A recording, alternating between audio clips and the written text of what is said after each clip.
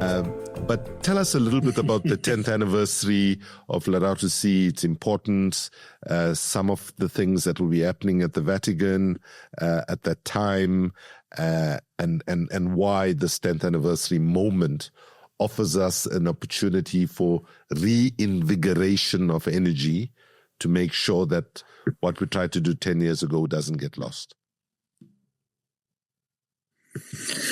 Yeah, I think, with the passing of Pope Francis earlier this year, there were a lot of questions about, where to now for many of us who were engaged in that work, and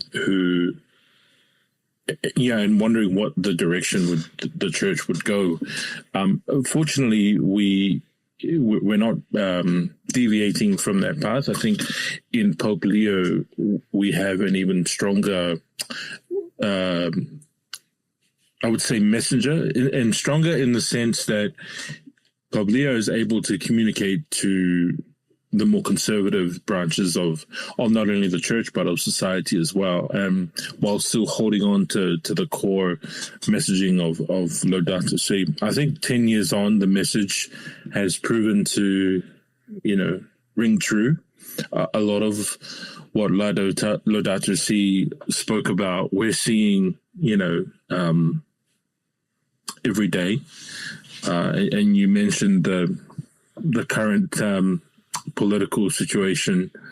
Those are, of course, challenges that we, as a movement, have to rise to that challenge. I think, and going back to what I said earlier about Laudato Si, it shifted the climate conversation in such a way where I think now,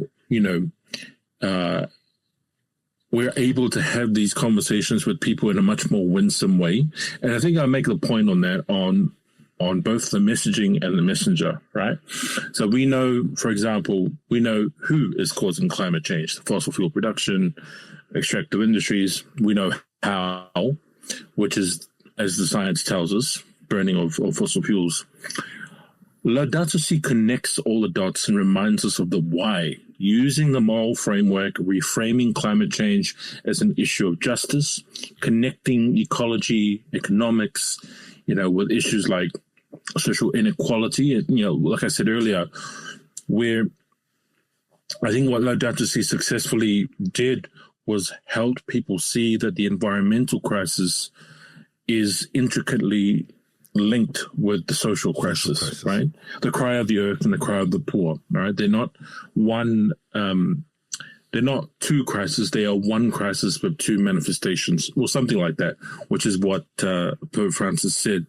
And so, that message is a lot more winsome than, often leading with, well, the science says this, or having a politically charged argument, whereas when you can frame it in the terms in which Laudato Si talks about the issues we're facing, you have better chances. And then on the point of the messenger itself, someone like Pope Francis, who's, the popularity that he had really energized the movement in a way that had not been seen before. The other strength of Laudato Si is that it's given new language to our movement, to the climate movement.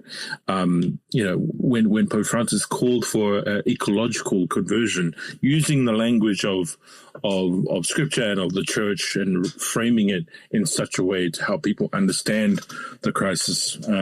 Folks who perhaps aren't so clued into the science or the politics, looking at this from not just a technical or political lens, but asking how can we change policy by changing people's hearts and lifestyles and getting them to reflect on their spirituality a bit more. I think Laudato Si also made an important contribution at an important time. As you say, it was a much more hopeful time.